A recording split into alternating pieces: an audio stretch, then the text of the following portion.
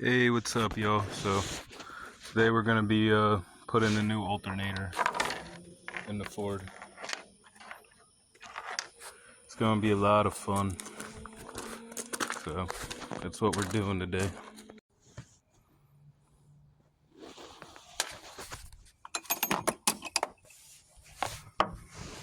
First things first, we just gotta disconnect the battery.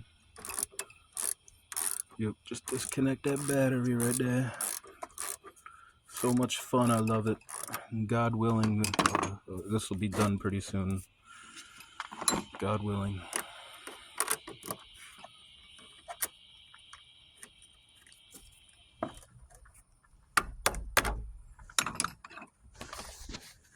Can't really see it too good because it's nighttime. So the alternator's right down here, right underneath the air intake. Right there, you can see it. So I'm gonna have to take all this off real quick, and then I'll be back. All right, so you got your battery disconnected, and you got all the stuff out of the way. You got the air box moved out of the way right here. You know, that's just a little hose clamp up there, moved to the side. I took my radiator hose. You don't have to take the radiator hose off, and most people don't, because when you take it off, you're gonna spill some fluid out. It's gonna happen. But if you do it quick enough and the right angle, you're not going to spill too much. And if you got extra coolant, that's not a big deal. After that, you got the tensioner down there. You're going to have to loosen that up. And then you got bolts. You got these bolts that are on these mounts here. You got to take those bolts off. You got to take that bolt off the top there. Take these bolts off. And then there's going to be two bolts. Once we get this belt loose, you're going to have two bolts on each side. So you'll just slip you just loosen those. You don't take them all the way out. You'll be able to slip this out of here, and then you'll just slip the new alternator right on. All right. So you got your 1/2-inch socket.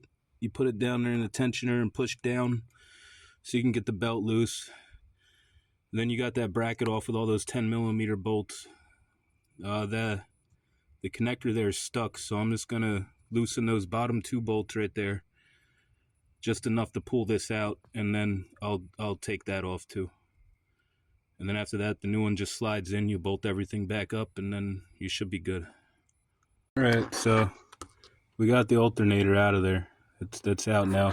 Here's a nice little tip for you guys. To keep that belt where it's supposed to be so you don't lose the pattern, just put a little bungee cord on it and hook it up so you can hold it tight. The only problem is this connector right here is stuck in there, so I'm going to go off camera, get that connector off, and then drop the new one in. And then after the new one's in, you just bolt everything back how you had it, and you're good. Alright, so you've come to the part where your new alternator is in. You're going to have to mount that bracket back up there. I don't know if you could even see it, and it's so dark out here right now. But the belt, you know what, let me turn the light on. The belt goes under that one right there, and under this one right here, and above this. So I hope you left your 1/2 inch in there. So you just press that down. You put your 1/2 inch in there, press it down, and you could just pick your belt up and put it right on top of there, and you'll be good to go. And then put mount your bracket back on there. I'm gonna have to tighten this bolt probably a little bit. And then yeah, I think you'll be pretty much set at that point. You'll just have to put your air box back, and if you were like me and decided to move the radiator hose out of the way, then you put that back. If you didn't, then you're done. So that's what I'm going to do, and then I'll show you a final shot and tell you story time. All right, so we got everything back together. I just added a little bit more coolant.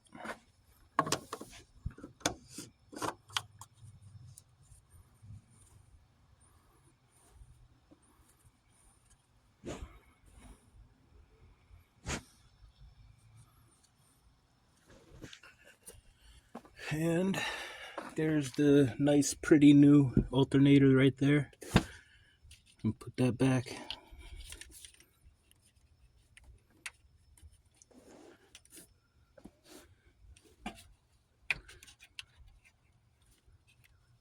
Back how it was. Perfect.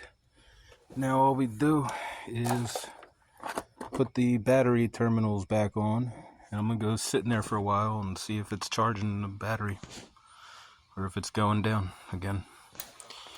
Yeah, if you don't have any lights like this, I would get some, because these things are literally a lifesaver in a situation like this if you don't have anywhere with lights to work. And I couldn't find my headlight, so that was the perfect solution. And I'm going to get my 8mm and put my battery terminals back in. Oh, hey, it's me. Alright, so everything looks like it's back in action, working. The light on the dash went off, and looking at the battery, it looks like the charge is starting to go back up a little bit.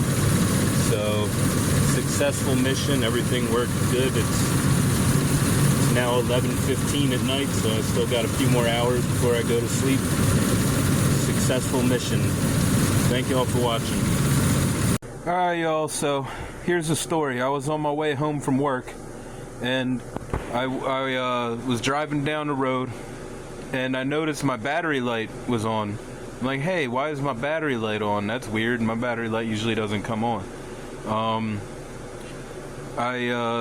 After my battery light came on, I noticed that the battery was already almost all the way towards the low end. And I was like, okay, well, what the heck's going on? Why is my...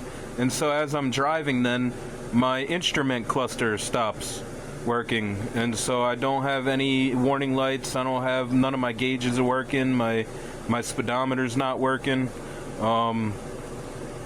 It was still kind of light out. I didn't have to use my headlights yet. I flicked them on, and I'm like, well, it's daytime. I'm not going to be able to see if my headlights are really working or not. And I flipped that back off.